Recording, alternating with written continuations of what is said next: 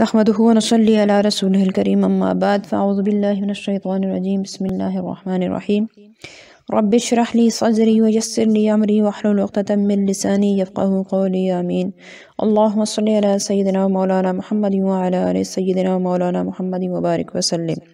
قرآن مجید کا لفظی ترجمہ اور مختصر تفسیر کے سلسلے کا آج ہمارا 67واں سبق ہے۔ تو شروع کرتے ہیں سورہ بقرہ کی آیت نمبر 256 سے۔ اعوذ باللہ من الشیطان الرجیم، پناہ مانگتی ہوں اللہ کے ساتھ شیطان مردود سے۔ بسم اللہ الرحمن الرحیم، اللہ کے نام کے ساتھ شروع جو بڑا ہی مہربان ہمیشہ ہی رحم فرمانے والا ہے۔ لا اکراہ، کوئی زبردستی نہیں، فی الدین، دین میں۔ قد، یقیناً، تبینہ، واضح ہو چکی ہے، رشد و ہدایت، من الغی، گمراہی سے۔ فمن، تو جو شخص، یکفر، انکار کرے، بالطاغوت، شیطان کا، وَيُؤْمِن، اور ایمان لائے، باللہ، اللہ کے ساتھ، فقد، تو یقیناً، استمسک، اس نے پکڑ لیا ہے، بالعروۃ، حلقہ، وثقی، مضبوط۔ حلقہ، عروہ، حلقہ کو بھی کہتے ہیں اور رسہ کو بھی، جیسے رسے کو کہا جاتا ہے، تو ایک مضبوط حلقہ یا ایک مضبوط رسے کو اس نے پکڑ لیا۔ لا انفصام، نہیں ٹوٹنا، لہا، اس رسے کے لیے، یعنی وہ ٹوٹنے والا نہیں ہے۔ واللہ، اور اللہ تعالی، سمیع، سب کچھ سنتا ہے، علیم، سب کچھ جانتا ہے۔ اس آیت کی ابتدا ہو رہی ہے لا اکراہ فی الدین، کہ دین میں کوئی زبردستی نہیں۔ اسلام کے دشمنوں نے اسلام پر لوگوں کو زبردستی مسلمان بنانے کا جو الزام لگا رکھا ہے، قرآن نے پہلے ہی اس کا رد کر دیا تھا کہ دین کے معاملہ میں جبر و اکراہ کا تو سوال ہی پیدا نہیں ہوتا، کیونکہ دین کی بنیاد ہے ایمان پر، اور ایمان کا تعلق دل سے ہے، اور دل جبر و اکراہ کے سامنے سر تسلیم خم کرنا جانتا ہی نہیں۔ اور اسلام بحیثیت دین انسان کی باطنی اور قلبی اصلاح اور درستی کرنا چاہتا ہے۔ اگر کسی کے گلے میں آپ جبراً اسلام کا پھندا ڈال دیں تو کیا اس کی روحانی اصلاح ہو جائے گی؟ اور کیا اسلام کا مقصد حاصل ہو جائے گا؟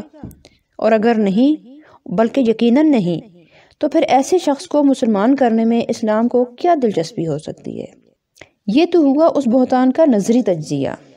اب آپ عملی پہلو پر نگاہ ڈالیں تو 14 صدیاں گزرنے کے بعد بھی آج چین کے میدانوں میں، مراکش کے صحراؤں میں، ہمالیہ کی چوٹیوں اور بحر اوقیانوس کے دور افتادہ جزیروں میں، یورپ کے ہنگامہ زا شہروں میں اور سائبیریا کے سنسان برفستانوں میں ہر روز 5 دفعہ اذان کی آواز گونج رہی ہے۔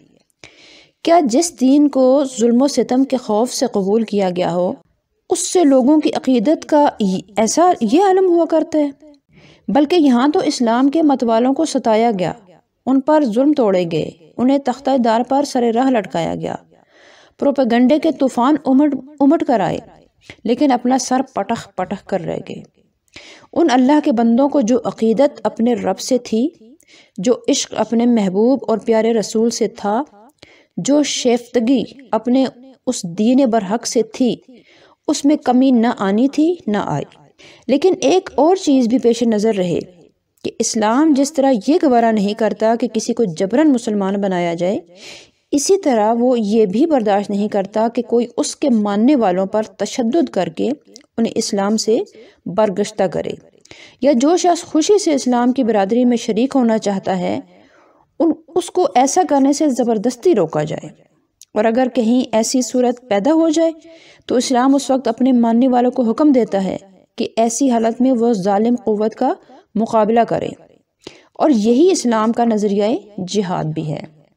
اسلام کے بعض نکتہ چین جہاد کو اکراہ فی الدین سے تعبیر کرتے ہیں اور اس پر اپنی ناپسندیدگی کا اظہار کرتے ہیں۔ وہ غور سے سن لیں کہ اسلام ان کی خوشنودی کا پروانہ حاصل کرنے کے لیے اپنے ماننے والوں کو دشمنان دین و ایمان کے جور و ستم کا تختہ مشق بننے کی اجازت ہرگز نہیں دے گا۔ پھر آگے چل کر اس آیت میں ایک لفظ طاغوت بولا گیا۔ طاغوت طغیان سے ہے، جس کا معنی سرکشی ہے، اور طاغوت کاہنوں کو بھی کہا جاتا ہے جو غیب دانی کے جھوٹے دعوے کر کے لوگوں کو اپنے دام فریب میں پھنسایا کرتے ہیں۔ اس کا اطلاق شیطان پر بھی ہوتا ہے، اور وہ شخص بھی طاغوت ہے جو کسی گمراہ مذہب، غلط نظریہ اور مضر عمل کا بانی اور کرتا دھرتا ہو۔ ایک اور جگہ قرآن مجید میں ذکر ہوا ہے یریدون ان یتحاکموا الی الطاغوت وقد امروا ان یکفروا بہ۔ اس سے آپ کو طاغوت کی ایک اور قسم بھی معلوم ہوگی، یعنی وہ شخص بھی طاغوت ہے جو احکام الہی کے خلاف اپنے وضع کردہ قوانین کے مطابق لوگوں کے درمیان فیصلے کرے۔ اور لفظ طاغوت واحد اور جمع دونوں کے لیے استعمال ہوتا ہے۔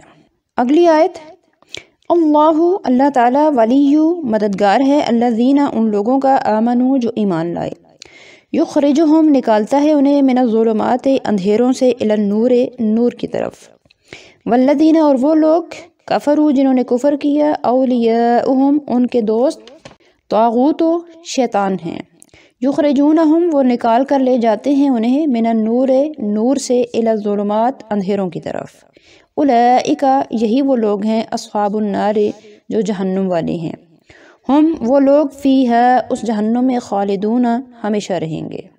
کہ اللہ تعالیٰ ان لوگوں کا حامی اور مددگار ہے جو اس کے ساتھ ایمان لاتے ہیں، تو انہیں وہ اندھیروں سے نکال کر نور کی طرف لے جاتا ہے، وہ اپنی توفیق اور امداد سے ہر قسم کی گمراہی کے اندھیروں سے نکال کر ہدایت کی روشنی پہنچاتا ہے ان لوگوں کو۔